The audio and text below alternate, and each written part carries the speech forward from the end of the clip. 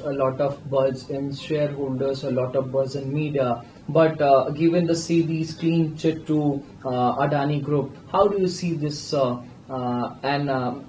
we talk about on the legal perspective, on the investors' perspective as well.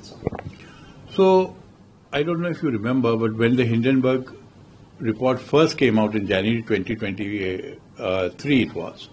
I was one of the few lawyers who spoke on the issue.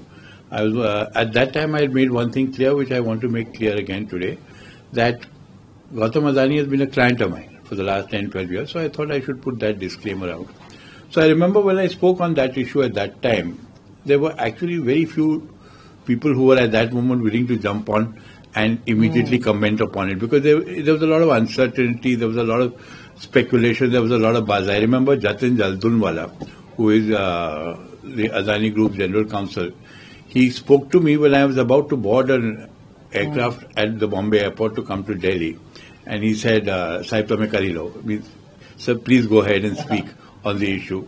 So I said, okay, can you give me a note? And I must say, very promptly, within 2 to 3 minutes, the note was with me. I boarded the flight, read the note, got ready in the matter. When I reached home in Delhi, the cameras were already waiting. So at that time, one of the things that I had to say was that all you are looking at is an allegation.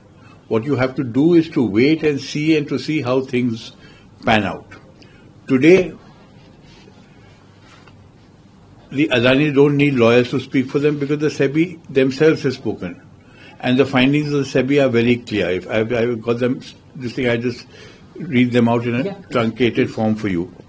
No evidence of insider trading, no evidence of stock manipulation, no evidence of fraudulent related party transactions. Loans between the Adani entities and the related parties were all kosher.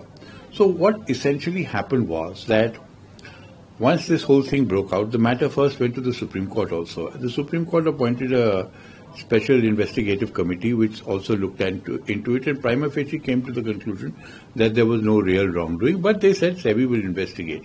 So the years 23, 24 and part of 25, SEBI investigated in detail. After going into the whole matter in detail, SEBI has now come to the conclusion that all the transactions were perfectly legitimate.